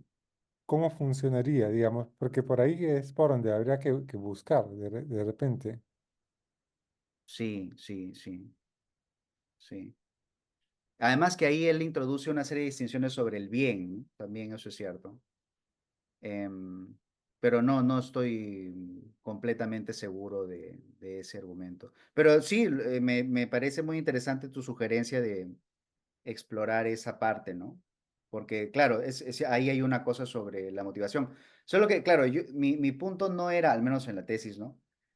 Em, desarrollar una teoría del bien en Kant. Eso, claro, sería como, sí, podría ser que haya eso. Al menos Korsgaard no la desarrolla en ese sentido, ¿no? Su concepción tiene que ver con qué significa actuar por la ley moral, qué significa en la psicología humana actuar por la ley moral, Ujú. ¿no? Va por ese camino, ¿no? Y en ese sentido yo creo que se funden una serie de dimensiones que Kant divide, ¿no? Por un lado está pues la voluntad en general, luego está la voluntad pura, luego está el nivel de la metafísica, ¿no? Y la fundamentación tiene que ver con este punto de vista metafísico, ¿no? Sí. Bueno, hay una cosa adicional, ¿no? Que me llama la atención a mí, es, claro,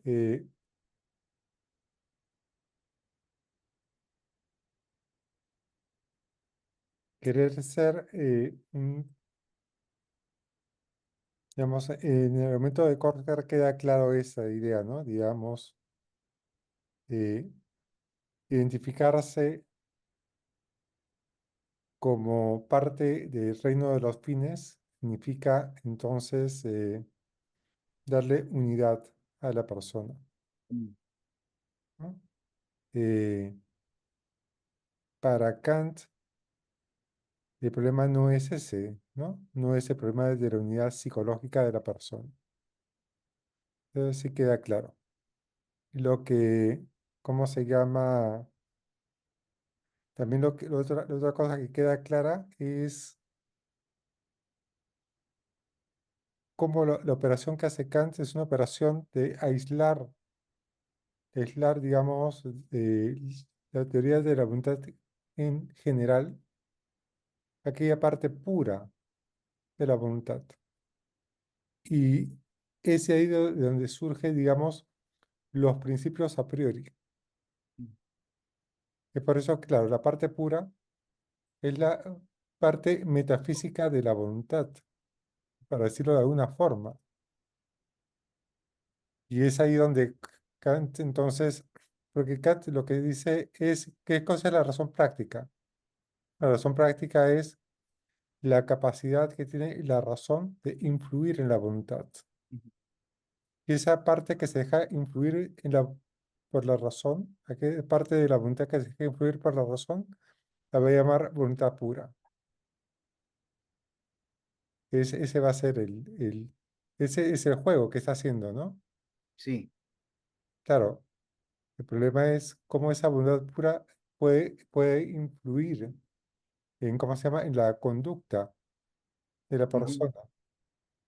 Claro, porque aparece como una especie de productora de imperativos, de Sí, obligaciones, y solamente aparece entonces como restrictiva, sí, en cierto modo, ¿no? Sobre la conducta, o como emergente, tú lo has dicho, sí, ¿no? Como sí. emergente. Claro, porque, o sea, a mí mi impresión es que la crítica de formalista tiene que ver con esta idea como una caricatura de esta operación que está haciendo Kant, ¿no? Como Kant divide estas dos dimensiones, entonces se piensa que la relación entre ellas dos es estática, ¿no? Es como si tú abstrayeras a la voluntad de todos los acicates, que es lo que Kant dice que hay que hacer para encontrar la primera formulación del imperativo categórico. Y una vez que has abstraído todas las formulaciones, entonces te quedas con una forma legaliforme. Y entonces, claro, luego Hegel y todos los demás critican, claro, como esta es una voluntad formal, entonces no puede determinar nada porque no tiene ningún contenido. Pero Kant no ha dicho que esa sea la manera en la que procede. O sea, digamos, lo que ha dicho es, para determinar el principio hay que hacer toda esta operación, pero naturalmente el examen de la voluntad empieza con las máximas y las máximas es una voluntad empíricamente interesada, pues, ¿no? Entonces, mi lectura es esta, ¿no? Lo que presume la fundamentación es que el agente moral, además esos son los ejemplos de Kant, el agente moral todavía tiene suficiente conciencia moral para preguntarse si lo que está a punto de hacer es moral, ¿no? Es decir, es un sujeto que tiene interés en ser moral, ya lo tiene. Entonces, el problema de la motivación en la fundamentación no es un problema, porque ya se parte de ese presupuesto. Solo se vuelve un problema, me parece, en el tercer capítulo, ¿no? Si es que va por ahí, ¿no? Pero solo aparece hacia ahí, pero las dos primeras partes uno asume que es el agente preguntándose, bueno, ¿y por qué? Y si esta máxima que yo me doy es también compatible con la moralidad, o si qué sé yo, este valor que tomo es también compatible con la buena voluntad, ¿no? Entonces ya aparece esa voluntad como práctica. Ahora, sobre lo que tú me estás comentando, el desarrollo de una iglesia racional y todo eso, em, si bien tiene que ver con esta parte de la motivación, también pertenece a este dominio de una metafísica, ¿no? Porque no está hablando de las condiciones históricamente. Claro, por supuesto. Y es por eso que es poco dudoso que pueda motivar, digamos, es muy dudoso que pueda motivar realmente al sujeto empírico. Entonces, o sea, el punto es, a mí me da la impresión de que toda la operación crítica atraviesa todas estas obras, Claro. ¿no? Porque frente a la iglesia histórica está suponiendo cuáles serían las condiciones de una iglesia racional, ¿no? Serían estas. Y entonces, esto es lo que podría funcionar para desarrollar una. Sí, ¿no? Pero Claro, lo entonces es que, como este nivel de la motivación es un nivel fundamental, práctico, ¿no? sí, aquí entonces hay como dos posibles lecturas, ¿no? La primera lectura es, claro, la que te presenté antes, ¿no? Digamos, que Kant, después de terminar la fundamentación, se da cuenta que tiene problemas para motivar al agente humano. Ujú, Y por eso, ¿cómo se llama? Comienza a construir una teoría de la razón, de la religión racional que termina en una comunidad ética, que sería el espacio de socialización, cuyo, ¿cómo se llama? Cuya doctrina sería una religión racional. Es la primera, ¿cómo se llama? La primera estrategia o la primera lectura que se podría hacer. La segunda lectura es que en la fundamentación del asunto está resuelto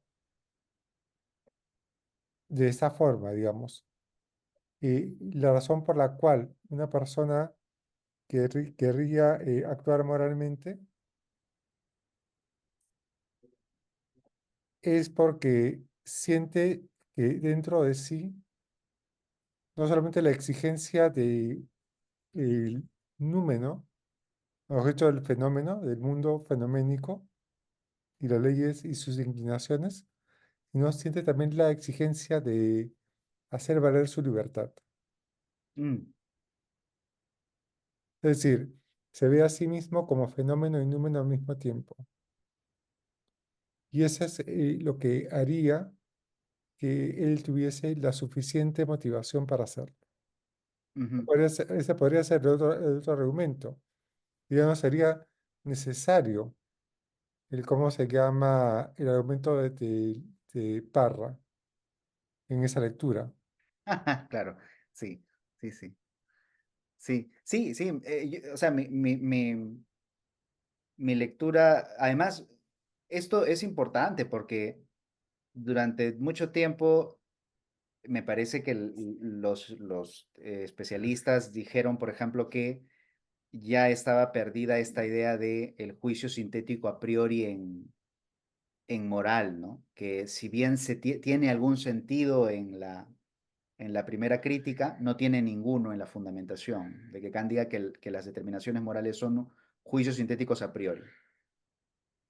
Y claro, uno piensa de qué manera puede ser eso posible si Kant es un autor pues tan sistemático y no tan puntilloso. Y mi impresión es que, digamos, la síntesis que opera es la de la voluntad empírica y la de la voluntad pura. Es decir, es por eso que la gente quiere universalizar su máxima, sin contradecirse, ¿no? Y ya está desde el inicio presupuesta esa idea. Entonces, claro, nosotros que somos ya contemporáneos, miramos eso y claro, aparecen todas las sospechas, ¿no? De que Kant está siendo muy ingenuo.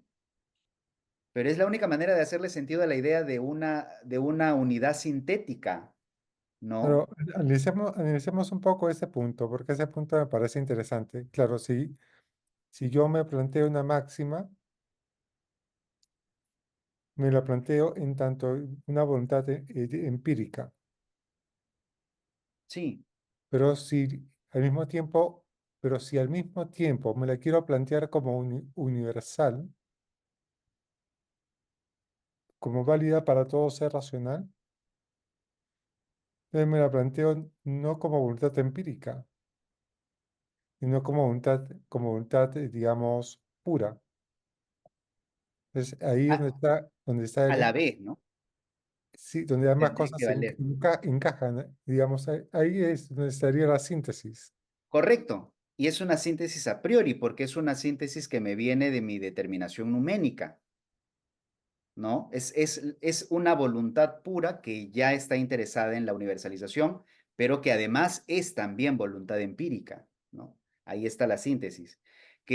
O sea, ahí solamente tiene sentido el que Kant utilice la misma expresión para la fundamentación, ¿no? Porque en la crítica lo que ha querido decir con eso es que el objeto, que es el fenómeno, no es otra cosa que la unidad sintética determinada por el concepto, que es a priori.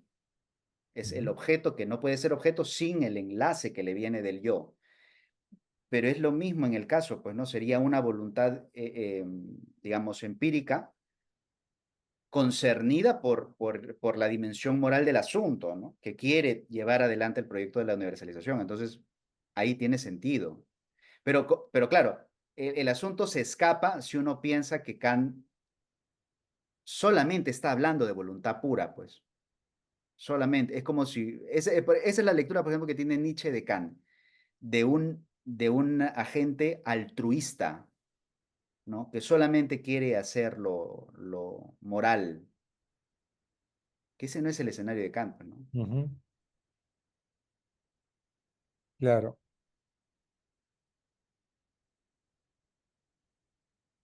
claro, no está leyendo a Kant desde el punto de vista de la cooperación. y tampoco está tomando el sentido crítico, la distinción crítica, que somos fenómeno y somos númeno. Ujú. Que no se puede uno desligar de ninguna de esas dos dimensiones, ¿no? Pero bueno, eso es lo que me da la impresión. Quisiera yo preguntarle a Rodrigo cuál era su pregunta, porque hemos estado hablando y Sí, hemos dejado. O sea, eran- originalmente era un comentario que se fue convirtiendo de algún modo en una pregunta, que es, o sea, más allá de Kant, ¿qué Ya. clases de motivaciones alguien puede tener para actuar moralmente? O sea, tienes la opción de relacionar la acción moral con tu propia identidad, que según entiendo, ese es el camino de Korsgaard, ¿no? Actúo Ujú, moralmente para concebirme a mí mismo de un modo moral y si esa es la ruta que se quiere tomar, me parece que o sea, está el tema de la buena voluntad, que es de por sí es valiosa y la buena voluntad es mía, pero también está el tema del hombre agradable a Dios que está ¿cómo se llama eso? De principios, pero una religión acorde a la razón, creo que es. sí. mm. No, no sé cómo ¿Eso de pero quién es? de Kant, La pero religión dentro de los límites de la mera razón. eso. Y ahí habla o sea, curiosamente la descripción que da ahí es bien identitaria, por decirlo de algún modo. ¿Por qué actúo bien? O sea, no dice actúo bien porque quiero ser agradable a Dios, pero la idea presenta esta figura de Jesús, básicamente, como una persona que se acerca sintóticamente a ser agradable a Dios, básicamente. Pero ahí está encarnado, ¿no? En el sujeto de carne y hueso y cómo se identifica con este acercamiento asintótico. Es decir, Ujú, si ujú, lo que uno quiere hacer es identificar la moral con el bien, o sea, con una identidad, como motivación para actuar moralmente, probablemente esa también es una ruta. Eso es originalmente lo que quería señalar, pero de ahí me comencé a preguntar, pero suena bien poco kantiano también, ¿no? O sea, la pregunta de por qué uno quiere actuar moralmente, por qué uno está motivado, no es la pregunta de qué es lo que uno debe hacer. Son preguntas independientes y la idea me parece que la respuesta más directa, y evidentemente ustedes saben eso mucho mejor que yo, ustedes saben infinitamente más de Kant que yo, así que me corregirán, pero me parece que la pregunta por lo bueno es la pregunta por aquello que es cualitativamente superior. Que algo sea bueno es que es mejor que otras cosas. Eso mm, es todo lo que significa.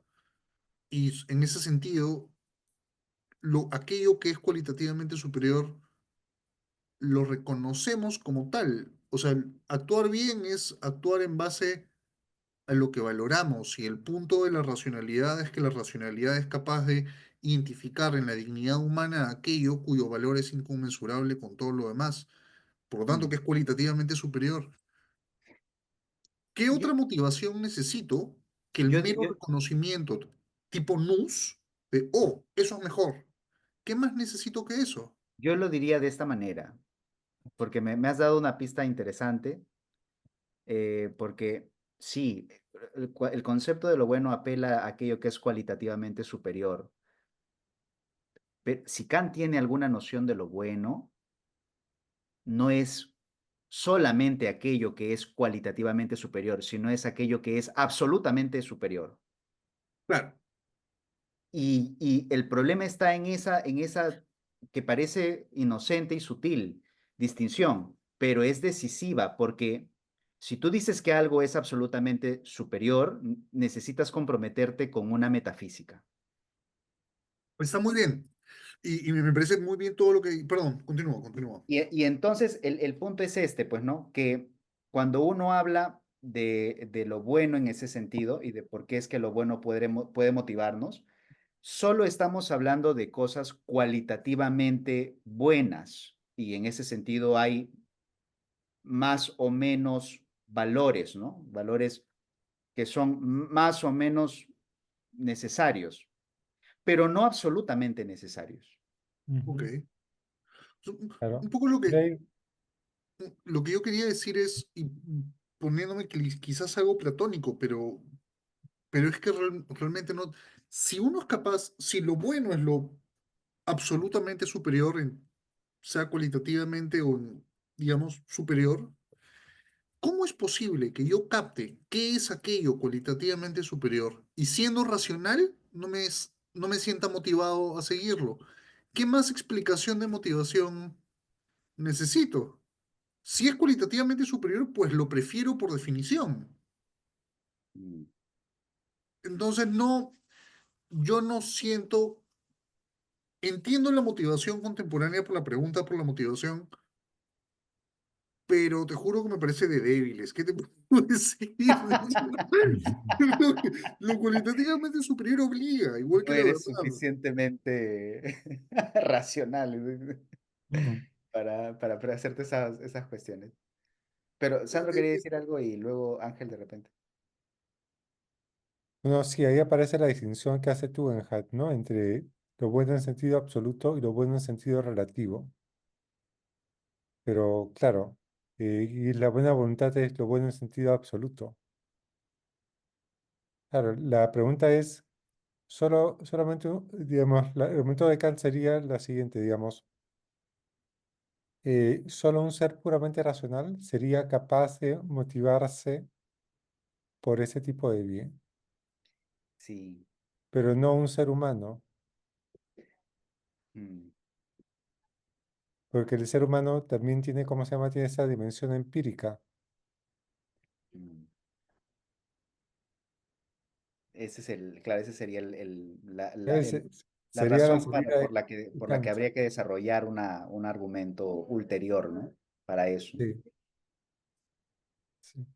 Ángel, ¿qué tal, Ángel? ¿Cómo estás? Ángel, ¿estás? ¿No estás?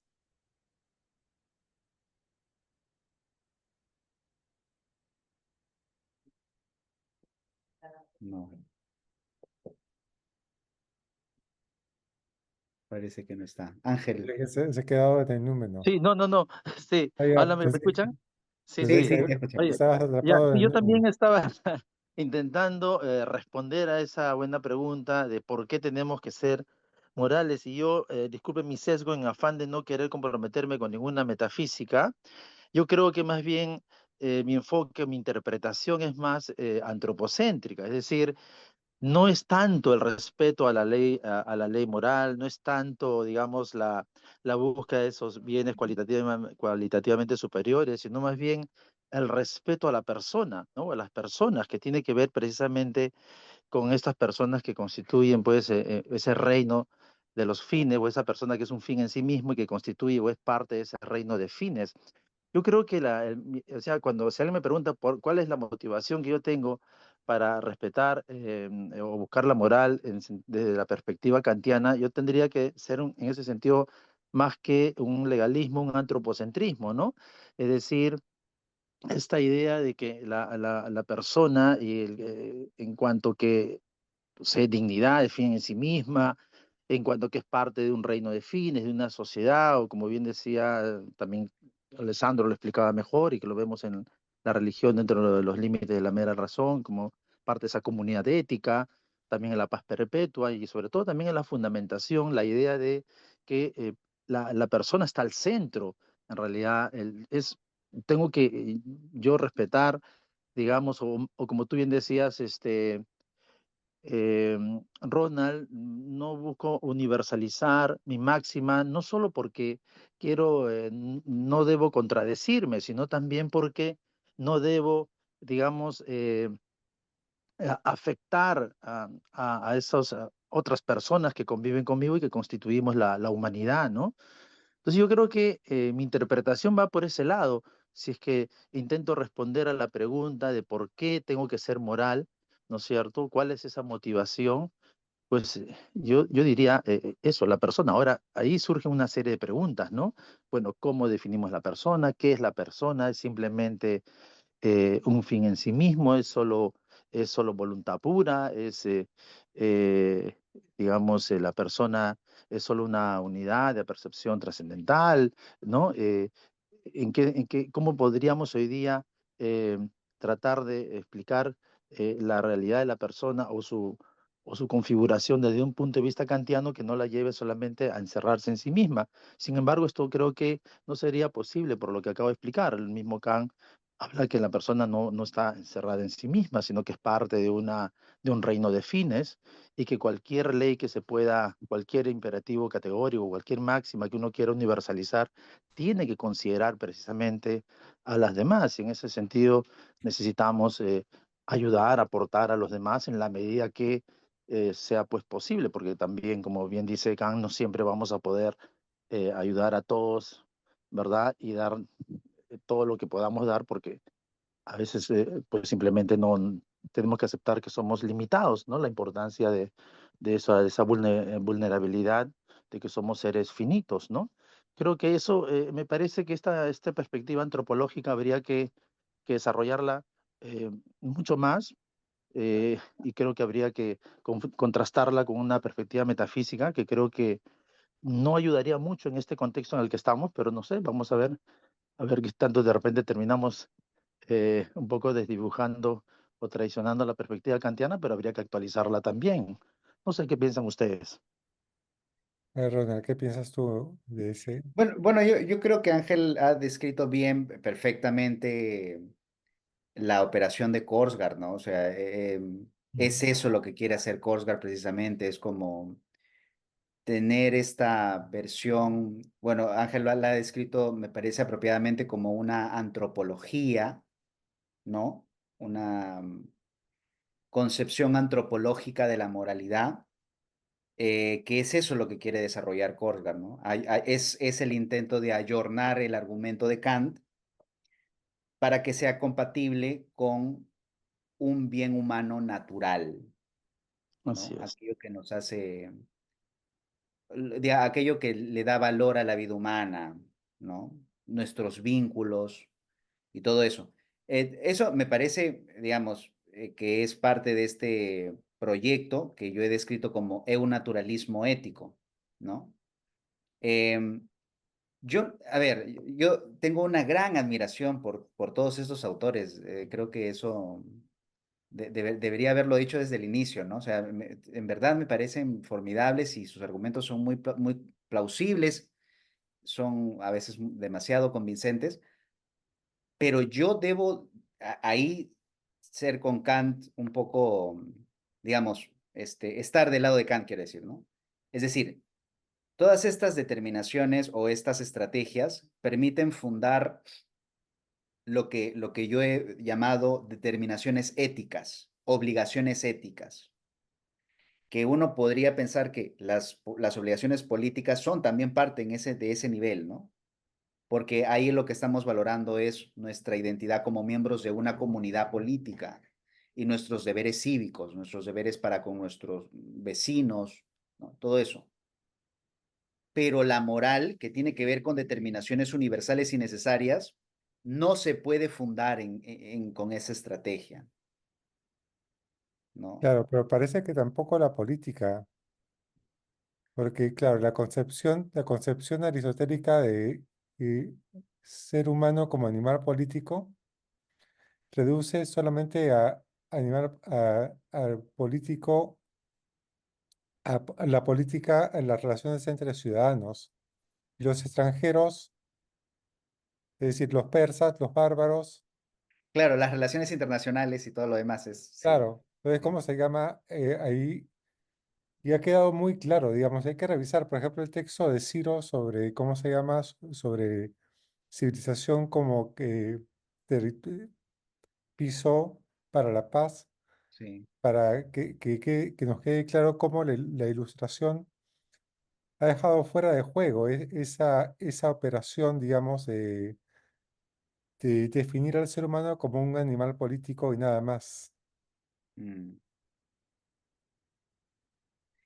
Yo, sí, Sí, Rodrigo. Rodrigo. yo solo quiero decir que como Alan se murió un poquito, se perdió la parte en que Ronald dijo que no está de acuerdo con ninguna actualización. Frente dijo actualizaciones. No, por favor. No pones de mal humor. No, a ver, o sea, digamos, por ejemplo, eso lo hemos conversado con Sandro. Sandro estará un poco ya aburrido de esto porque se lo digo a cada rato. Pero, por ejemplo, claro, lo de Korsgaard es una muestra, ¿no? Pero, por ejemplo, está Bárbara Herrmann, que tiene esta idea de que hay que pensar a Kant como alguien que está presentando un argumento en ética no deontológico, sino teleológico, y que Kant tiene una concepción del bien humano, del bien, perdón, del bien, del valor, en el que lo que persigue el sujeto es la razón, la racionalidad. No lo sé, no lo sé. A mí me parece que algunos de estos esfuerzos de como ayornar el argumento, lo que hacen es deformarlo, ¿no? O sea, ya no sé hasta qué punto eso es Kant y no más bien otra cosa, ¿no? Pero digamos, a ver, yo en ese asunto debo decir algo. Una Yo no cosa, estoy Ron, diciendo que yo tengo que irme yendo. Lo he disfrutado mucho, muchas gracias, pero yo me tengo que ir retirando y en ya dos nos vemos semanas la próxima. presentamos lo tuyo, amigo. Así ¿Es que en ya dos? está. ¿No era en una? En El dos 23. semanas. Entonces, el 30. El 30, bueno, está bien. Y el 23 vamos a tener también una sesión o no? No, no. Ya, está bien. Bueno, nos vemos el 30. Muchas Listo, gracias. listo. Gracias a Chao, ti por chao. tu comentario. Nos vemos. Chao, Chao. chao. Decía yo que este es un asunto más o menos así, ¿no? Yo no estoy seguro, en principio, de que una teoría del valor no deba ser un problema ético. Al contrario, creo que es un tema.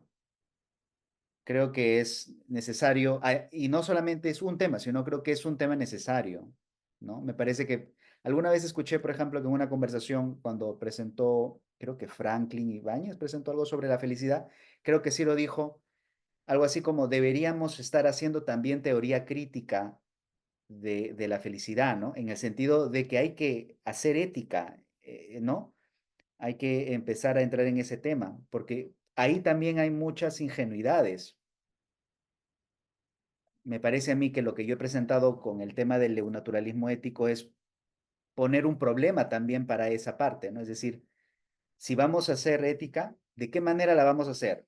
Asumiendo esta premisa. Esa es una cosa, pero lo otro que me parece más importante para mi tema es que hay una distinción con Kant entre ética y moral, ¿no? Y al menos en la fundamentación Kant dice, bueno, sobre la felicidad es un tema, es un concepto ambiguo. Realmente nadie sabe cómo alcanzar su felicidad, ¿no? Uno a lo mucho que puede llegar es a dar consejos que no son para nada seguros, ¿no?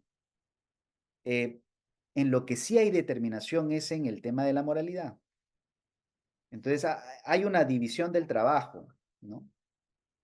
Y mi punto es ese, mi punto es que en estas versiones del argumento que son de orientación kantiana anglosajona, no aparece la distinción, ¿no? Sino que todo es un proyecto, un solo proyecto.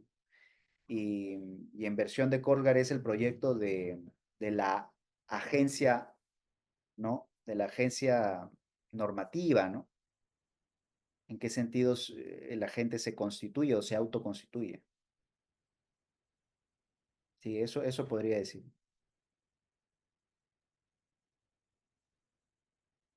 Sí. Bueno, también uno podría decir que, claro, que el esfuerzo de Korsgaard responde a dos motivaciones, ¿no? Y la primera, digamos, es, ¿cómo se llama?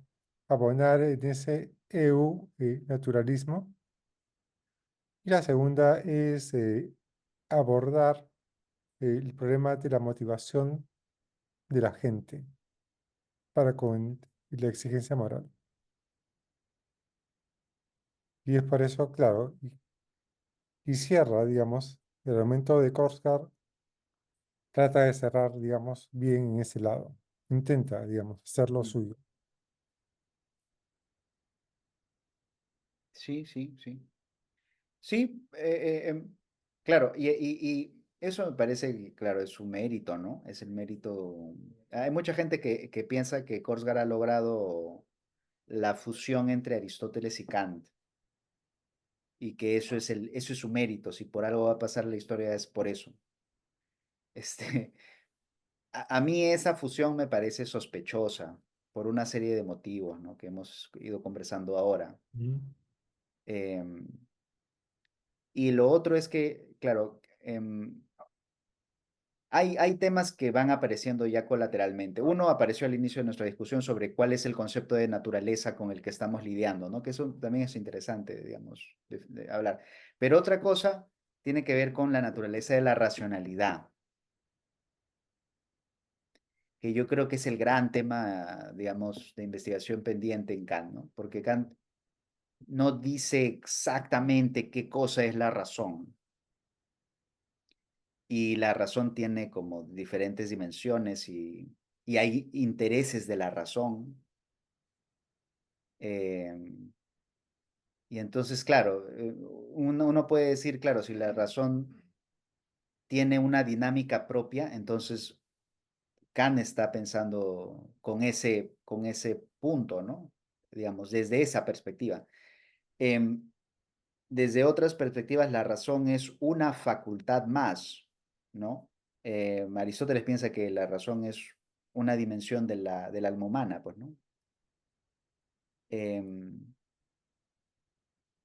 entonces, y ahora, ¿qué pensamos que es la razón? ¿No? La concepción contemporánea de la razón también ha quedado como, ¿no? Yo creo que ahí hay una cosa pendiente, además, porque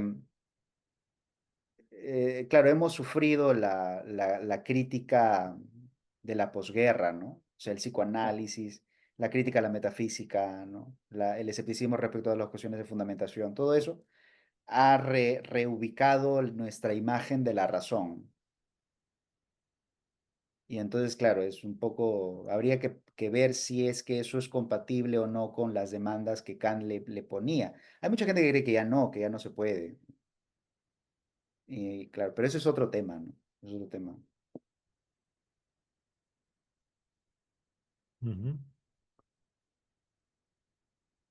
Bien, bien, ya son las 9:10. Parece que quedamos aquí. Perfecto. ¿No? Les agradezco mucho, amigos, sus Interesante comentarios. la discusión. Sí, gracias, gracias. Bueno, Eso también, también creo, Nora Neil también está en esa misma línea de defender más el constructivismo, ¿verdad?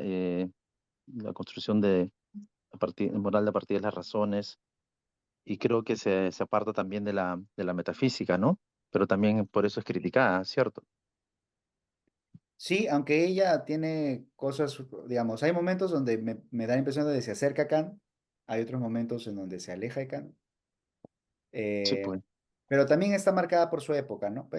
Al inicio así cortito para no extenderme, en On Principle creo que se llama su texto, ella Ujú, dice que la ética de Kant es fértil y formal, algo así dice. Y su interés es en la parte fértil, dice, de la ética de Kant. Es decir, en que puede producir determinaciones éticas. Así es. Entonces, Ujú. sí, ella no está interesada en ver cuáles son las particularidades de la propia propuesta de Kant, no, que eso tiene que ver con su nivel formal, ¿no? Le interesa Ujú. que sea fértil. Me parece bien que lo declare desde el inicio, porque así no confunde a nadie, Claro, ¿no? Es una mirada interesada en la ética de Kant, está muy bien. Lo malo es que uno diga que el constructivismo es la manera en la que debemos interpretar a Kant. Yo creo que ahí ya claro. Ahí estamos cambia. haciendo otro problema, sí. ujú. Claro, hay Muy otra bien, cosa ¿cómo se llama? Que quiero dejar así, solo anotada, ¿no? Que el tema de la felicidad en Kant, creo que también hay terreno ahí para estudiar, digamos, ¿no? Digamos, porque Hay varios textos donde Kant eh, se topa de nuevo con el tema de la felicidad. Una cosa, ¿cómo se llama? Es, claro, orientarse hacia la felicidad, hacerse digno de la felicidad, y la felicidad como algo, ¿cómo se llama? Indeterminado. Esa indeterminación porque no es posible, ¿cómo se llama? La aclaración respecto de una naturaleza humana, Mm, etcétera, digamos. Y creo que el tema de la felicidad es, ¿cómo se llama? También es fructífero mm. en los terrenos de estudios de Kant. ¿No? Simplemente no hay que cerrar la puerta. Así es. Sí, sí, sí, sí. Me has Porque además, persuadido, sí. porque además Kant dice que uno tiene el deber de El procurar, deber de ser feliz. el deber de ser feliz. Sí, por eso digo que son cosas como muy extrañas, ¿no? Como, no el derecho, sino el deber de ser El feliz. deber de ser feliz. Sí, Bueno, claro. es interesante esto, va muy bien. Oye, ojalá de una conferencia, pues, si se puede seguir defendiendo la moral kantiana al margen de la metafísica. Uy, complicado. Lo hace fuerte, ¿ah? Sí. Sí. Ok, Bien, oye, gracias, ¿ah? Siempre muy gratificante escucharlos. Muchas gracias, amigo. gracias, Gracias, Ana. Ángel, también. Un abrazo. Un abrazo, cuídate. Nos estamos Bien, nos viendo quedamos entonces. acá. Perfecto. Sí, chao, Gracias, chao. Alan, Ángel, Chao, Sandrito. Chao, Ángel. chao. Chao, cuídense. Chao, chao. Chao. Chao, Alan.